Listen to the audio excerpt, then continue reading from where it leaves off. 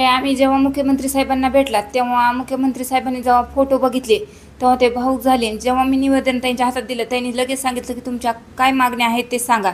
मग आम्ही पंकज कुमावत सरांची, सपकाळ सर आणि साबळे सर SIT खाली SIT मध्ये घ्या आणि पंकज कुमावत साहेबांच्या नेतृत्वाखाली SIT राहू द्या असं सांगितलं. कारण साबळे सरांनी आणि सपकाळ सरांनी पहिला तत्कालीन तपास केलेला होता आणि साबळे सरांनी दमदाट्यात आम्हाला आरोपींचे पूर्ण नंबर डिटेक्ट केलेले होते सपकाळ सरांनी आणि त्यांना रातोरात म्हणजे प्रमोशन देऊन पाठवण्यात आलेलं होतं इथून.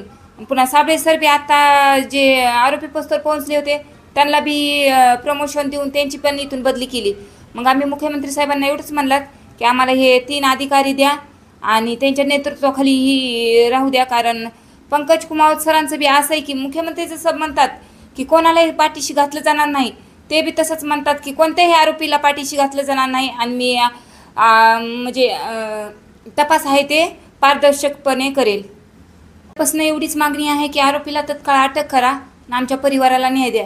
मी पण कुमावत साहेबांना एवढंच म्हणणार की सर, साबळे सर आणि सपकाळ सर आरोपी पोस्टर पोहोचले होते, त्यांनी तत्कालीन पूर्ण तपास केलेला आहे.